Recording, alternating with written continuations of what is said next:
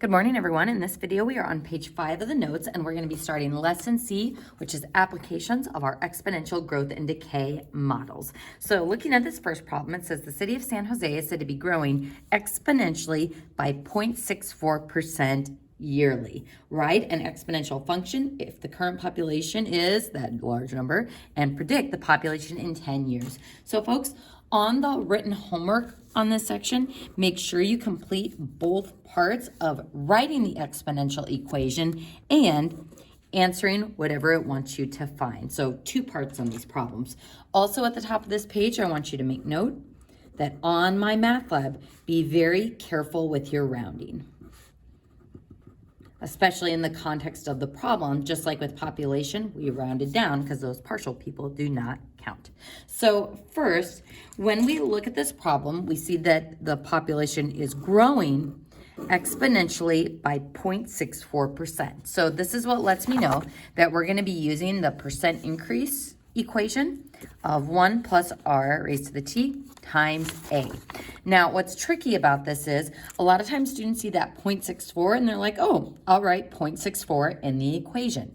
But anytime you have a percent, you need to change it to a working decimal first. And this one's confusing because it already has a decimal within the percent. So if ever you're not sure on your percentage rules, how do we change 100% into a working decimal? We move the decimal point 2 places, and it is 1. How do we change 50% into a working decimal? Move the decimal point 2 places, and it turns into 0.5. So how do I turn this into a working decimal? Move the decimal point 2 places, so 0.0064 is going to be our R for this one.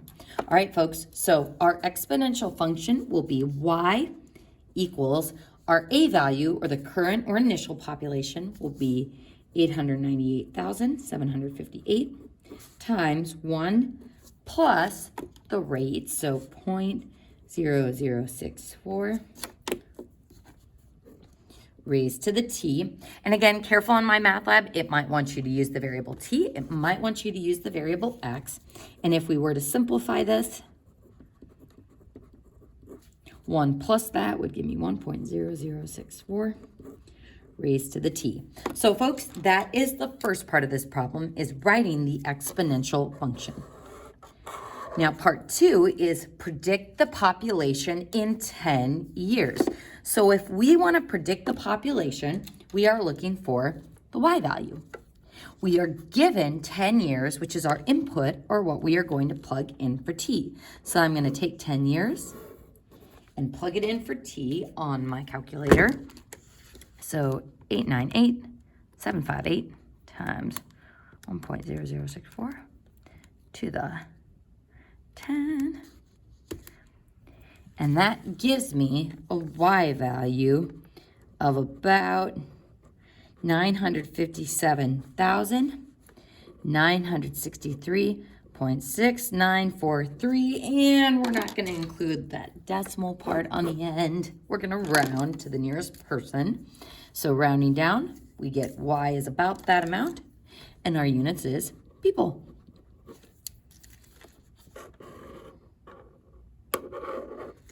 And that's our final answer there. Now what we're going to find is that these questions get a lot harder if we are trying to find t versus trying to find y. So more on that in the next problem. So on B, it says the city of Detroit is said to be decaying exponentially by 2.5% yearly. So decaying exponentially means this is going to be a percent decrease. So using this equation, we'll have y equals our A value times 1 minus that working decimal. So 2.5% is 0.025 as a working decimal. So 0.025 raised to the t. And our A value, or our initial population or current population, is going to be that 1 million amount. So y equals 1,205,368.975 when we carry out that subtraction raised to the t. So there is our exponential function or exponential model. Now this is where it gets kind of nasty. It says, when will the population drop below 1 million? So here we are given the population or the Y value, and we're looking for when this will happen. So we're looking for T here. So I'm going to plug the 1 million in for Y. So 1 million, and then equals the 1,205,368 times 0.975 raised to the T. Now, if I wanted to solve this, we would divide both sides by the 1,205,000, but then we are left with something equals 0.975 to the T. Our problem is, do we have a way of moving this exponent variable to ground level? Currently, the answer is no, unless you are really, really savvy with logs and remember more than Algebra 2 than most pre-calc students. So our current answer is going to be no. We don't have a great way of isolating that variable in the exponent. It is not at ground level. So instead, to solve this, we are going to make use of our calculator.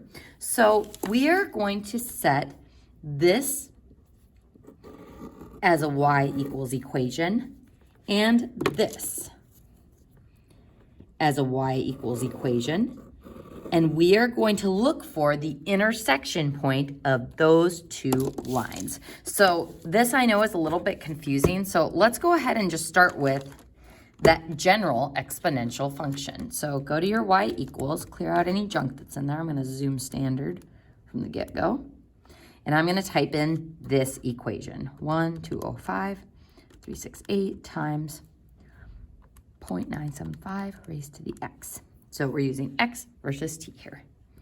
Now if I hit graph,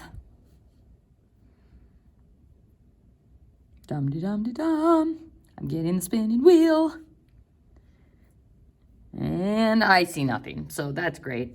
The reason why I'm seeing nothing is my initial value is that 1 million amount. So to try to see this on our calculator, let's go ahead and try zoom fit, which is right here.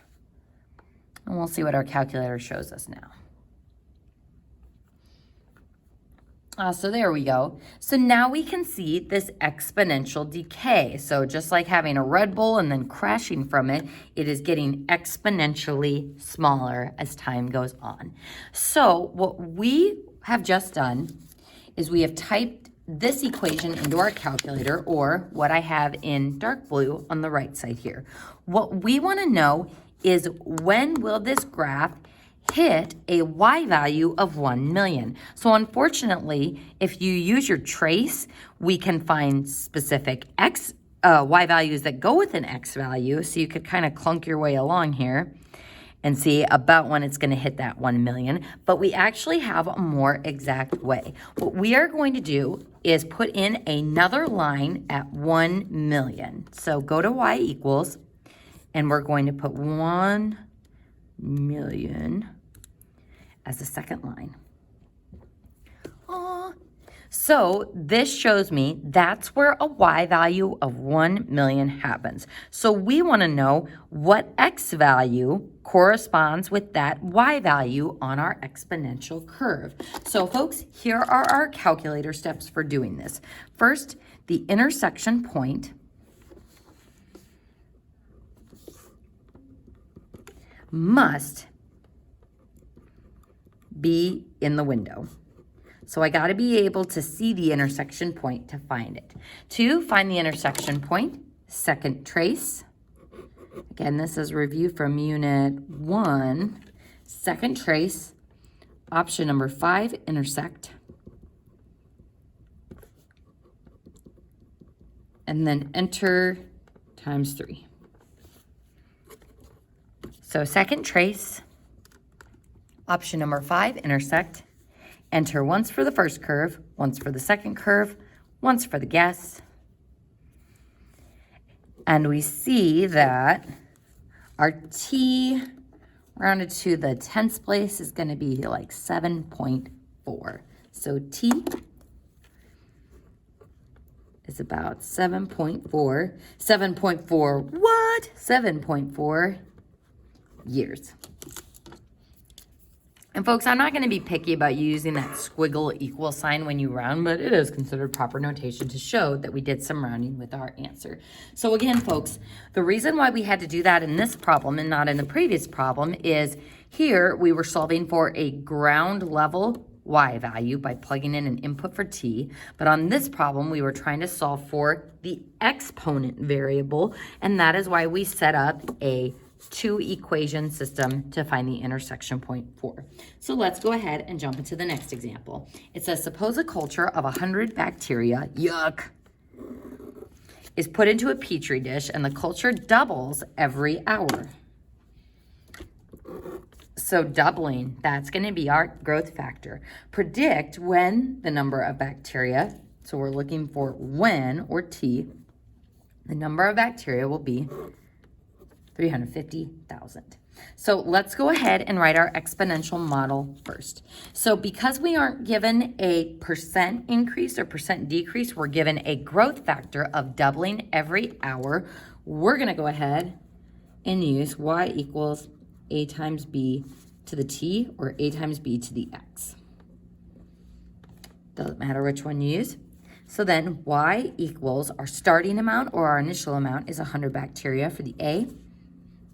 And then our b, our growth factor, we are doubling every hour.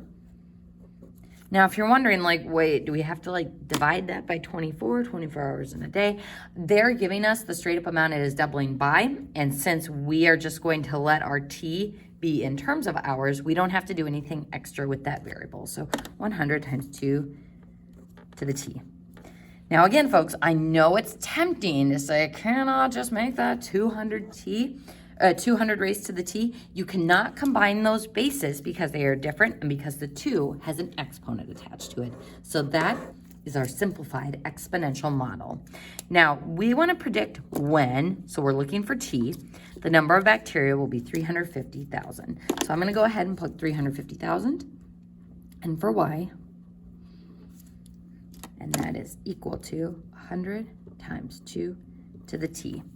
So I want to solve for t. Now, if you wanted to, you could divide both sides by 100 first, but ultimately we're in the same situation that we were at above, where I want to find out what t is, but there's currently no way of isolating this variable in the exponent location.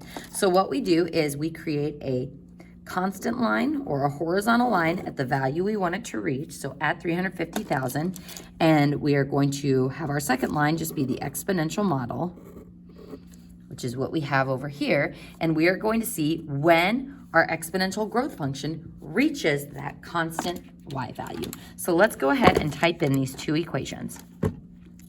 So 350,000 and then 100 times 2 to the x.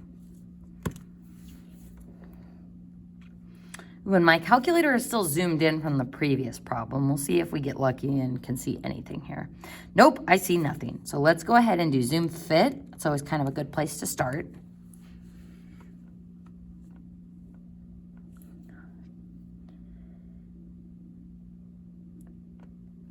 All right, so I can see it's starting to exponentially grow here, but the problem is we aren't seeing where that constant line up at the top intersects with this line. So folks, this is where you could just start zooming out, but I recommend adjusting the window.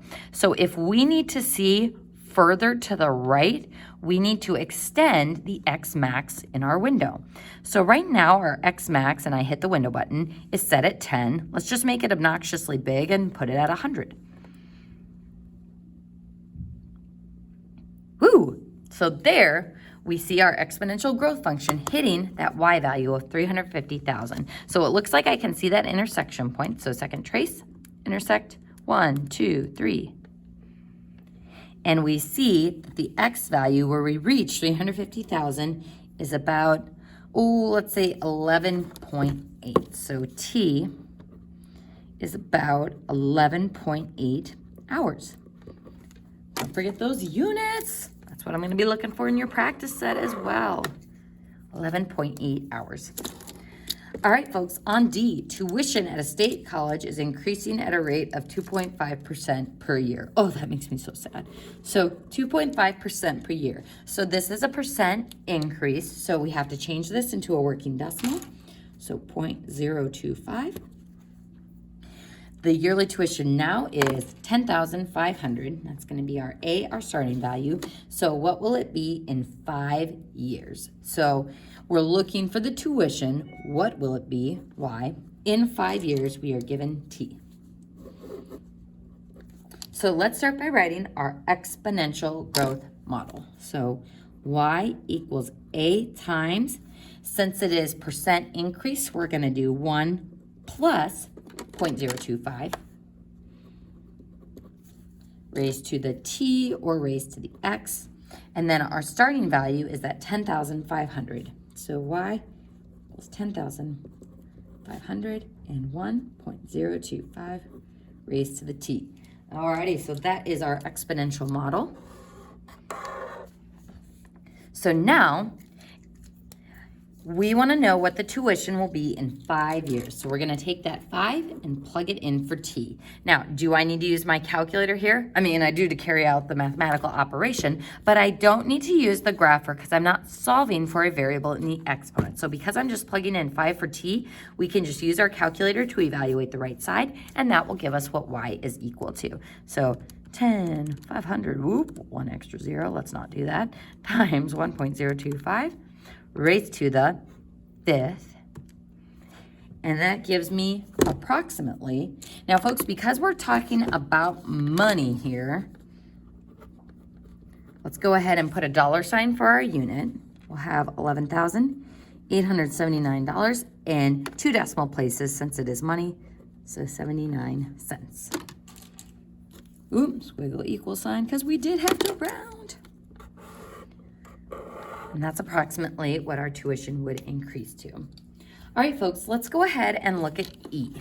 So a bacteria can split into 2 cells. Let's pluralize that into 2 cells.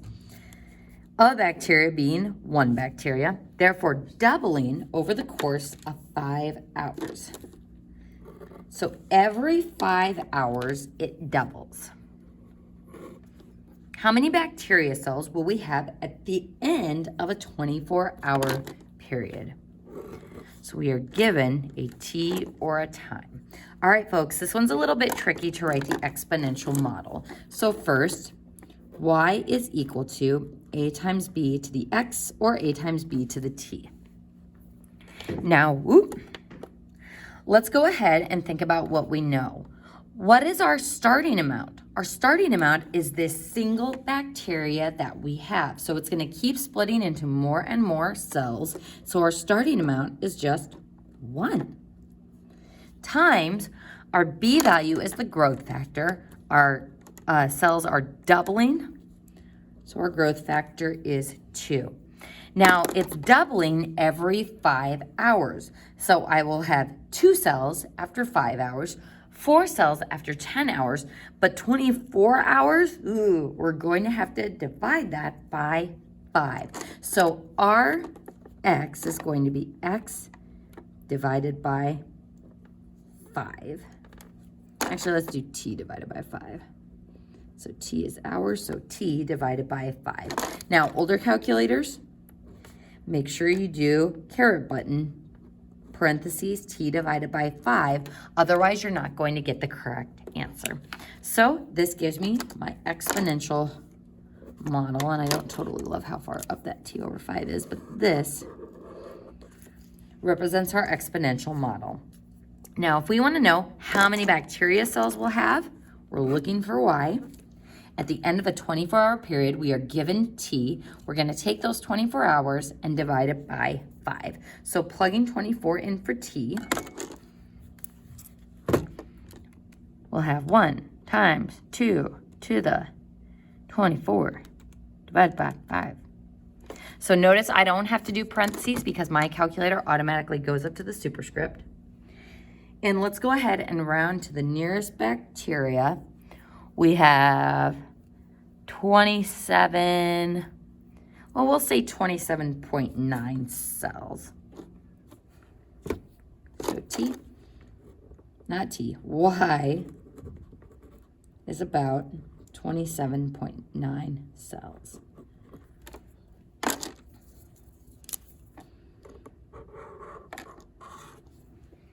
All right, folks, let's go ahead and finish up the last problem at the bottom of this page, which deals with half-life.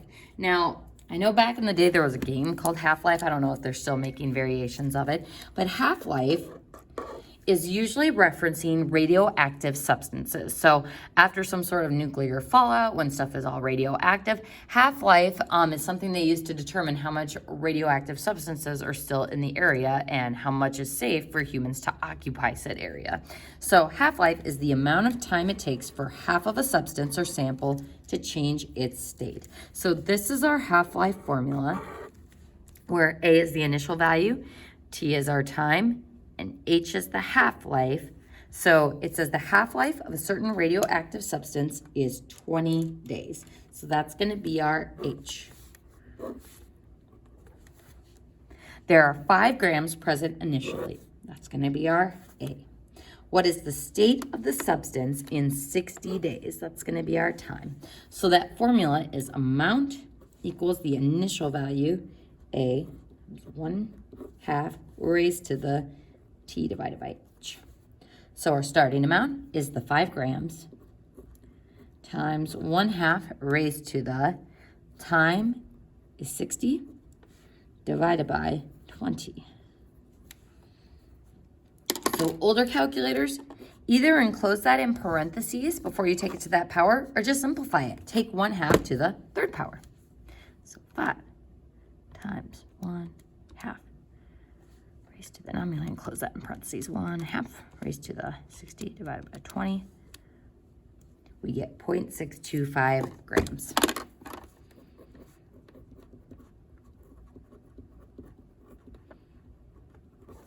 So careful with what my math lab asks you to round to, and make sure on the written homework that you write your exponential models for those. And actually, folks, in the same video, I'm just going to go ahead and pull out the practice set. For right now, you don't need to do anything on the first 6 problems on page 2. So those ones we actually haven't gotten to yet. But on number 7, you're going to get into some exponential functions and exponential growth and decay. So you can do number 7 and number 8. And then on page 3, make sure you write your exponential model, then use the model to solve the problem. You might have to use your calculator. Round to the nearest whole number or cent. So careful with your units in the context of the problem. And that concludes page 5 notes.